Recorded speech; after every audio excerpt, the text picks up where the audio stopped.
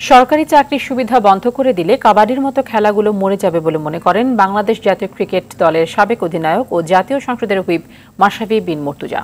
দুপুরে বঙ্গবন্ধু আন্তর্জাতিক কাবাডির সংবাদ সম্মেলন শেষে এমনটি বলেন মাশরাফি। ক্রিকেটে বিশ্বকাপ জয়ের চেয়ে অলিম্পিকে পদক গুরুত্বপূর্ণ বলে মন্তব্য করে সম্ভাবনাময় এসব খেলাকে এগিয়ে নিতে স্পন্সর প্রতিষ্ঠানগুলোকে এগিয়ে আসার আহ্বান জানিয়েছেন তিনি।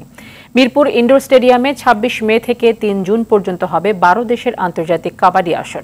এই উপলক্ষে পল্টনে আয়োজিত সংবাদ সম্মেলনে মাশরাফির পাশাপাশি উপস্থিত ছিলেন কাবাডি ফেডারেশনের সভাপতি আইজিপি আব্দুল্লাহ আল মামুন, সাধারণ সম্পাদক ডিএমপি কমিশনার হাবিব রহমান।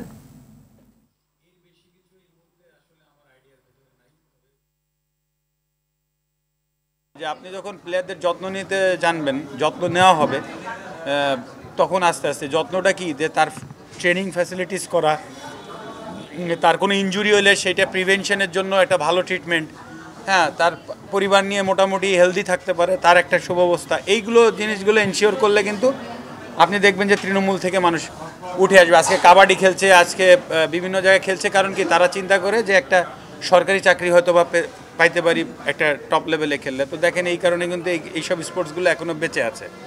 আপনি যদি সরকারি চাকরিটা বন্ধ করে দেন, এইসব স্পোর্টসও মরে যাবে।